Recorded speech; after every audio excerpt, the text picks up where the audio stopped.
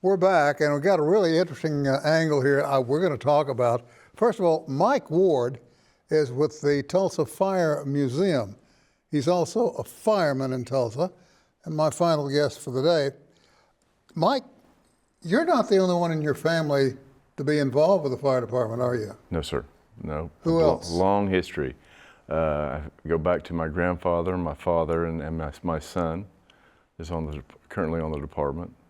So we go back to 1928, and my wife is also a 911 dispatcher for almost 30 years for No kidding. Police and Fire Department in Tulsa, yeah. Wow. Yeah. You guys have probably been there long enough to tell stories that would just amaze us all. Yeah, I grew up in the fire station, and that's the station I'm at now, the one I grew up in as a kid, so it's really cool to look at the walls when I saw them here, and now they're, my size, so it's a lot of fun. We're talking about the Fire Museum. Mm-hmm. I did not, to be honest with you, I did not know we had one. Mm-hmm. I know where the building is, but I did not, for some reason, didn't know it was a museum. Well, and that's what we're trying to do, get the word out. We've been working on this museum for, probably close to 10 years now, but it's really kind of coming into its own the last few years. So we've got really good displays there, and we're collecting a lot of history. And well, I'm going to get to that in just a minute, but let's go back, if we could. Mm-hmm. What is the building? How did it get to be a museum? Okay, so the building was built as the Tulsa Fire Alarm Building in 1934. It was built basically as the 911 of its time. So the old fire alarm boxes that you would see on the street corners, mm-hmm. and you would pull those alarms, they would go to that building and they would be sent out to the individual fire stations. So that's how it works. So that's what it was built. It's an Art Deco masterpiece, and it's one of the only buildings ever built with firefighter decor built into the Art Deco. Sweet. Around it. Very cool.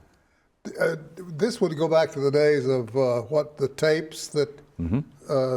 If you pull the lever mm-hmm. out on the street somewhere, and there was a tape that would click in, and each box has its individual alarm, so that the boxes would be individually alarmed. So then that's how the alarms would be transmitted to the stations with gongs.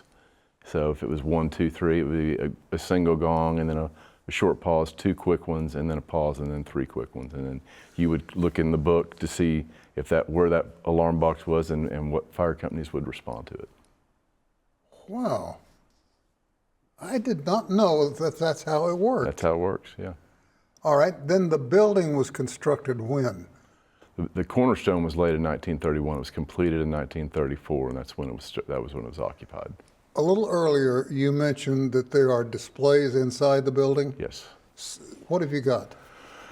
Well, we have a whole bunch of artifacts from the fire department throughout its history, equipment and things like that. Probably the biggest thing I think that resonates with so many people is the amount of photographs that we have. We got photographs that go back to the origins of the fire department, even up to probably early 1900s to up till present. And then we still today at the fire department, we keep a written log every day that we work. So we'll write down the date, the weather, who was working that day, and the different calls that we go on. And we've got all of those books from all the fire companies that go back to 1900. And so in the fire department, after a 10-year period of time, the fire department allows us to take possession of the books again. So we have those. Have there ever been, I don't know, I'm not using the right terminology here, but have there ever been fires in Tulsa, given its oil background, that were just incredibly hard to extinguish?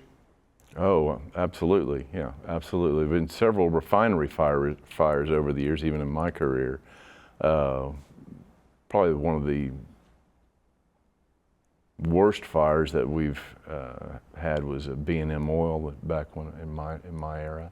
And then previous to that, in fact, my grandfather had there's a picture of it in the museum on Cherry Street or 15th Street of a oil tanker that caught fire and was burning there in the streets. It's a huge fire, and that was wound up being an article in Fire Engineering magazine and on the cover of that. So yeah, lots of oil fires. Incredible stuff. I guess, truth be told, you guys could also come up with calls that were pretty humorous. Oh, absolutely. Yeah. Any examples? Oh my gosh. Now, a lot of folks think, well, the cat's stuck in the tree.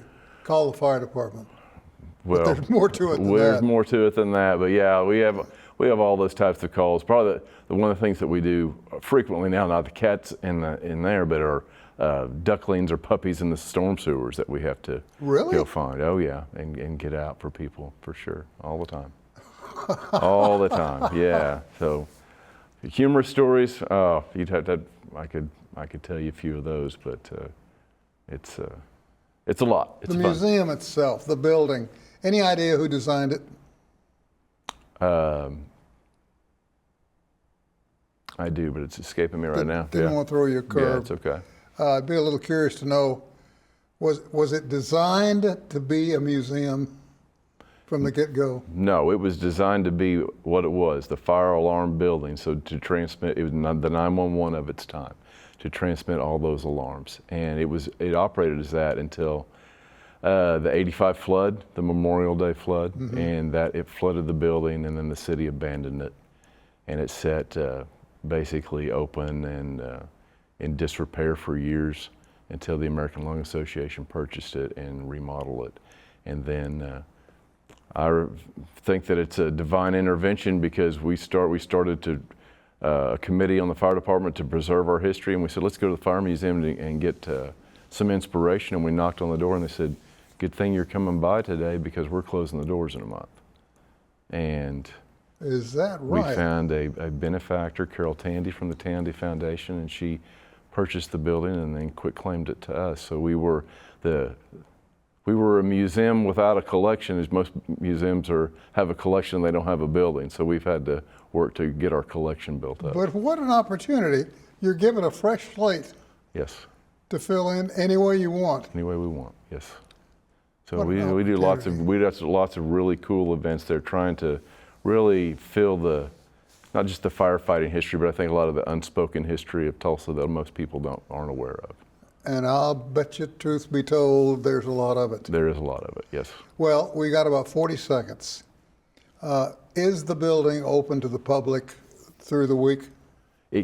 We are open by appointment if you email us or call us on the phone. Otherwise than that, we're open the last Sunday of every month for an open house. And so we're there, and then we have events throughout the year that we will be putting out. So yeah, our next event will be talking to Hispanic. We have firefighters of a Hispanic background, so Hispanic History Month. That'll be our next event. Mike, I appreciate you coming by. Thank you. Keep us posted on its growth, Okay. because it's going to have you're going to run out of space. You know it's coming. Absolutely, absolutely. Wow. Well, I got to get over there and see it. Yeah, please come see it. We'd love to have you come see it. I'll be beating on your door, buddy. We'll make special access for you for sure. Thank you. You bet. Thank you. Well, that's all the time we have for this get-together of perspectives, and we'll see you here next time.